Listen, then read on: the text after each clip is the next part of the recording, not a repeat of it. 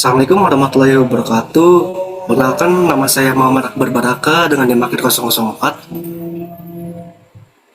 Perkenalkan, nama saya Anwar Wijaya Kusuma dengan NIM akhir 025. Ya, kami di sini akan mempresentasikan mengenai review artikel berjudul Pengaruh filler partikel sampah tulang terhadap sifat mekanik komposit. Next. Pembahasan review artikel yang dipresentasikan meliputi pendahuluan, lalu metode yang digunakan, dan hasil diskusi hingga kesimpulan. Next. Ya, seperti yang kita tahu bahwasannya perkembangan industri yang ada itu meningkat dengan pesat. Nah, sehingga hal ini juga berdampak terhadap penggunaan polimer yang berlebih, yang dimana itu biasa digunakan dalam perindustrian. Nah, maka dari itu penelitian terhadap material komposit itu sangat diperlukan. Selain untuk mengurangi dampak negatif penggunaan polimer, tetapi juga untuk memperoleh sifat-sifat yang tidak dapat atau tidak ada pada material lainnya. Next. Metode yang digunakan dalam penelitian ini adalah metode Systematic Literature Review atau SLR. Metode SLR digunakan untuk mengidentifikasi, mengkaji, mengevaluasi, dan menafsirkan semua penelitian yang tersedia dengan bidang topik fenomena yang menarik, dengan pertanyaan penelitian tertentu yang relevan. Dengan penggunaan metode SLR dapat dilakukan review dan identifikasi jurnal secara sistematis pada setiap prosesnya mengikuti langkah-langkah yang telah ditetapkan. Lanjut ke hasil dan pembahasan atau diskusi. Selanjutnya hasil dan diskusi akan saya bahas terlebih dahulu, di mana nanti untuk statistika atau tabel yang pertama itu membahas mengenai filler tulang sapi. Next, Mas Anwar. Jadi kita membahas mengenai filler tulang sapi 300. Itu merupakan sebuah partikulat ataupun bentuk mikro dari tulang sapi itu sendiri yang akan dicampur kepada polyester. Selanjutnya ada 2, 4, 6, dan 8. Itu merupakan komposisi perbandingan antara tulang sapi dengan polyester itu sendiri. Nah, kita masuk kepada hardness, di mana hasil terbaik yang diperoleh itu ditunjukkan pada berat dengan 8% dengan partikulat yang diperkuat tuh sebesar 300 mikrometer dengan menghasilkan nilai HS sebesar 89,8.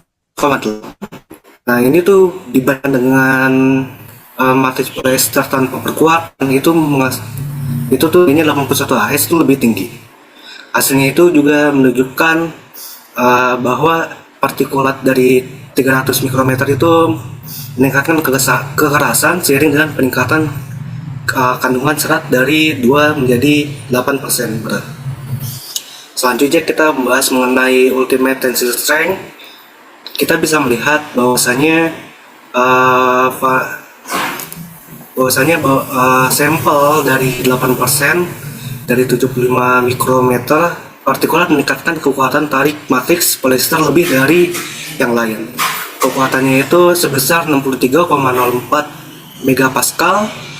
Ini tuh kalau dibandingin dengan matriks polyester tanpa perkuatan, hasilnya lebih tinggi, dimana nilai dari kekuatan tarik matriks dari polyester tanpa perkuatan itu sebesar 50,76 megapascal. Yang terakhir, variasi tensil modulus dengan kandungan serat ditunjukkan pada gambar berikut. Terlihat bahwa 6% berat dari komposit polyester bertulang partikulat 300 mikrometer memberikan hasil yang terbaik. Nilai tersebut sebesar 4.304,7 megapascal dibandingkan matriks polyester tanpa tulangan dengan nilai 3.966,15 megapascal. Modulus tarik adalah parameter yang mengukur kekakuan material. Hasilnya menunjukkan bahwa modulus tarik meningkat seiring dengan peningkatan kandungan serat dari 2 menjadi 6% berat untuk tulangan partikulat 300 mikrometer. Sedangkan modulus tarik menurun untuk komposit bertulang 8%. Next.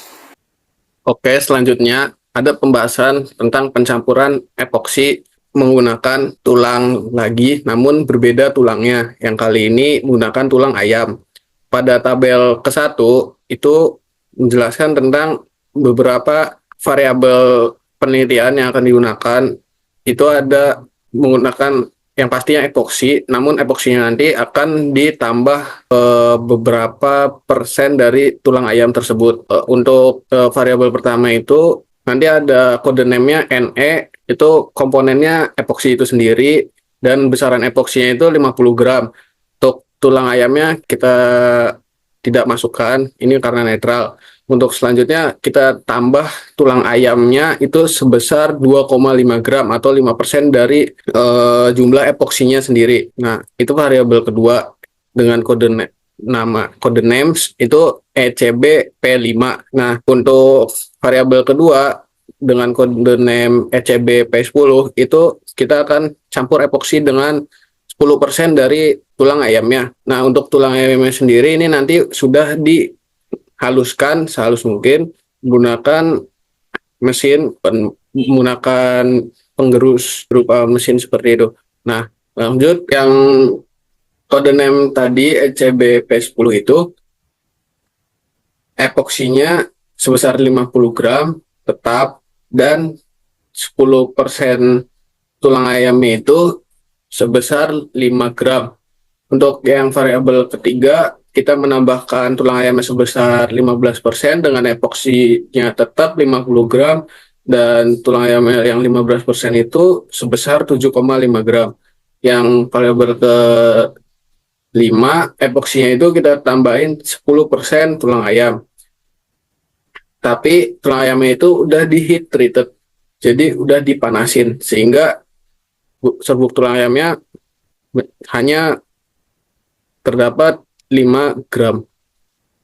Lanjut, nanti ketika sudah dicampur, kita akan uji bahannya tersebut.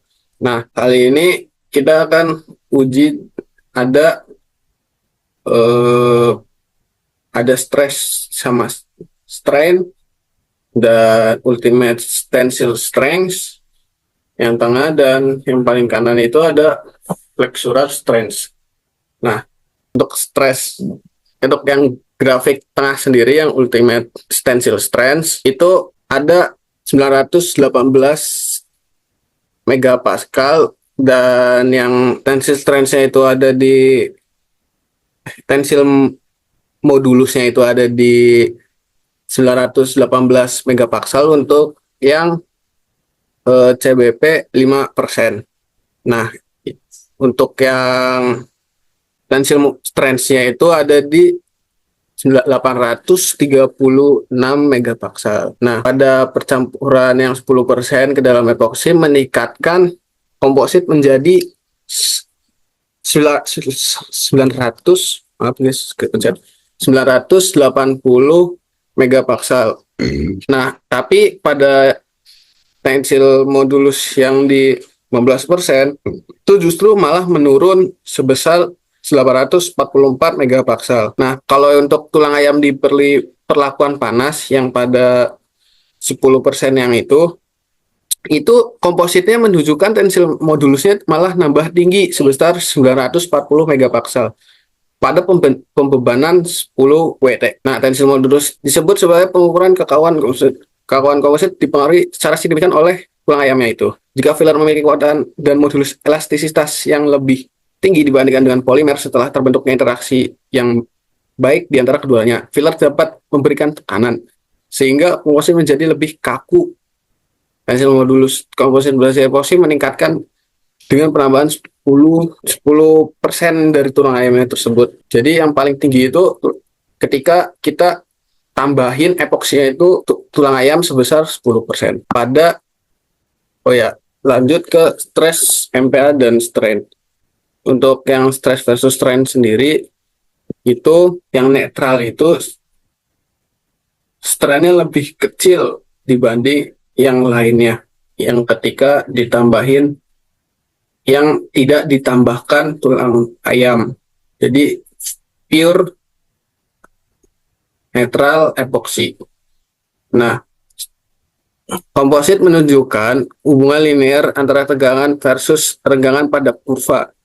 Pada titik tegangan maksimum, komposit menunjukkan penurunan tiba-tiba untuk beban yang diberikan. Perpanjangan rata-rata NE yaitu yang netral, ECBP5 itu yang ditambah 5%, ECBP10 yang ditambah 10%, ECBP15 itu yang ditambah 15%, dan ECBP itu yang ETCBP 10 itu yang dibeli perlakuan panas, tapi besarnya masih 10%.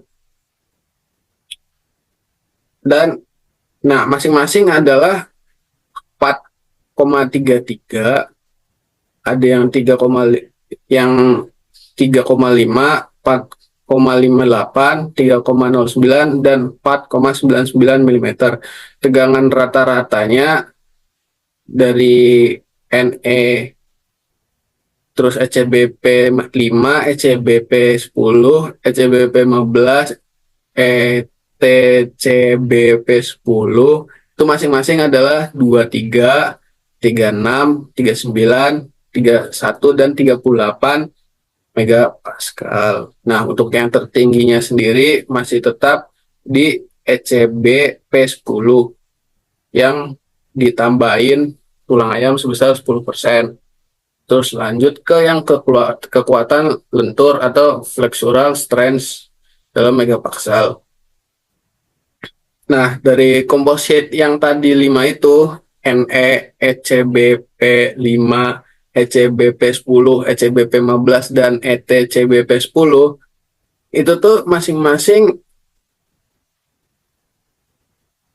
flexural strength-nya itu ada di 12, 14, 45, 39, dan 46. Nah, masing-masing tercatat juga untuk di 136 dan 980, terus 115, 109, dan 115 megapaskal untuk di flexural modulusnya. Nah, hasil penelitian juga menunjukkan bahwa CWP meningkatkan flexural modulus. Jadi tulang ayamnya itu menunjukkan bahwa itu tuh menunjukkan nambah lentur. Nah, yang flexural strength tertinggi ada pada tetap di yang tadi yang ditambahin 10%. Nah, ke dalam epoksi. Terus penguatan 10% tulang ayam tadi yang diberikan perlakuan panas dan cewek yang tidak melakukan panas ke dalam resin epoksi itu tuh sama-sama tingginya. Jadi yang tadi 10%, yang tambahin 10%, yang dipanasin maupun enggak tulang ayamnya, itu tuh sama-sama nambahin kelenturan yang tinggi gitu. Lanjut ke Andi, kita ke kesimpulan. Jadi kesimpulannya itu tulang ayam dengan kandungan kalsium tinggi efektif sebagai penguat biokomposit dalam matriks epoksi dengan konsentrasi optimal 10% dari rentang 5 sampai 15%. Jadi dengan konsentrasi optimalnya tuh yang ditambahin ke dalam epoksi itu 10%. Nah, yang ditambahin tadi diuji itu 5 sampai 15%. Nah, pas di tulang ayam diberi perlakuan panas melalui sintering meningkatkan kinerja komposit dan dispersi partikel yang beratap, penting untuk memastikan sifat mekanik yang optimal. Nah, penelitian ini menyimpulkan bahwa penggunaan tulang hewan sebagai penguat pada biokomposit menunjukkan potensi yang baik untuk aplikasi industri dan biomaterial dengan hasil terbaik pada kombinasi ukuran partikel dan presentase berat tertentu. Jadi sekian dari kelompok kami. Terima kasih telah menyimak. Wabillahi taufiq wal hidayah. Wassalamualaikum warahmatullahi wabarakatuh. Aku bisa perhatiin ini. Apa? Aku susah perhatiin